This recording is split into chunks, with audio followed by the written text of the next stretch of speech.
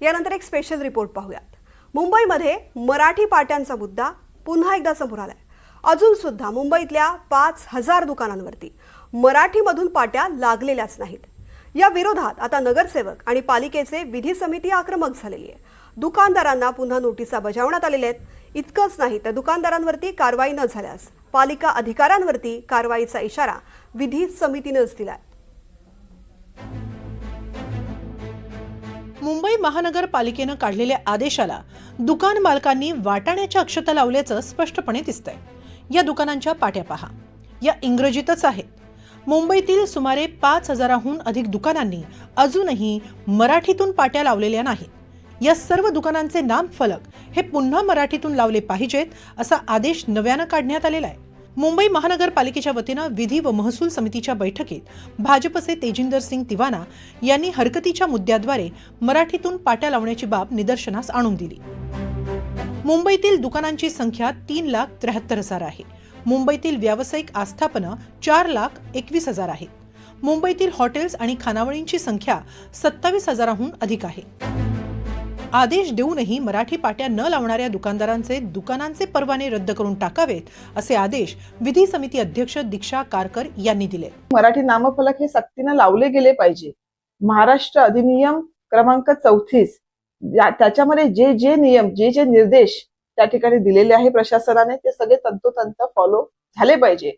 म्हणून मुंबई महानगरपालिकेने त्या प्रकारची कारवाई त्या ठिकाणी करणं गरजेचं आहे। आणि जर ही कारवाई केली नाही तर अधिकाऱ्यांवर कारवाई करण्यासाठी देखील आम्ही मागे पुढे बघणार नाही। जरी काही दुकानदारांनी आपल्या पाट्या मराठीतून केलेल्या आहेत, त्यांनीही संतप्त प्रतिक्रिया व्यक्त करत महापालिकेनं कारवाई करावी अशी विनंती केली आहे। या आधीही पालिकेनं कारवाई करायला दिरंगाई केली होती आणि आताही महापालिका काही ठराविक दुकानांवरच कारवाई करत नसल्याची तक्रार त्यांनी व्यक्त केली आहे। या भागांमध्ये म्हणजे दादर, लालबाग, परळ वगैरे हे सगळे मराठी पाटे तर आधीपासूनच होते, पण जिथे नव्हतं ते आधीपासून आम्ही सांगायचो आणि जे लोक अजिबात लावत नव्हते तिथे महानगरपालिकेने कधी कारवाई केलीच नाहीये, जे गरजेचं आहे। आणि सगळ्यांना माहिती आहे ते कुठे आहे, कुठले एरियाज आहेत।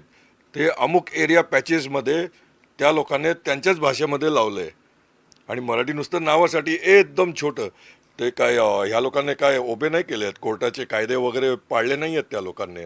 पण अजूनही काही एरियामध्ये काय नाही केले, ते तिकडे तर कारवाई होतच नाही, ते तिकडे केली पाहिजे त्यांनी।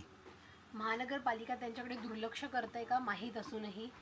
कदाचित दुर्लक्ष करत असेल किंवा त्यांना भीती वाटत असेल।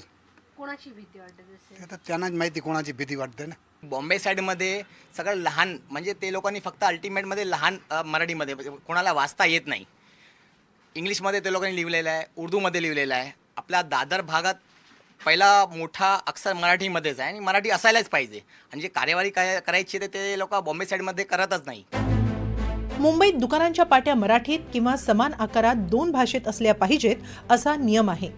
मराठी पाटी नसेल तर दुकानात काम करणाऱ्या कामगाराच्या मागे 2000 ते जास्तीत जास्त 50,000चा दंड आकारला जाऊ शकतो। वारंवार सांगूनही मराठीत पाटी लागली नाही तर अधिक कठोर शिक्षा केली जाऊ शकते।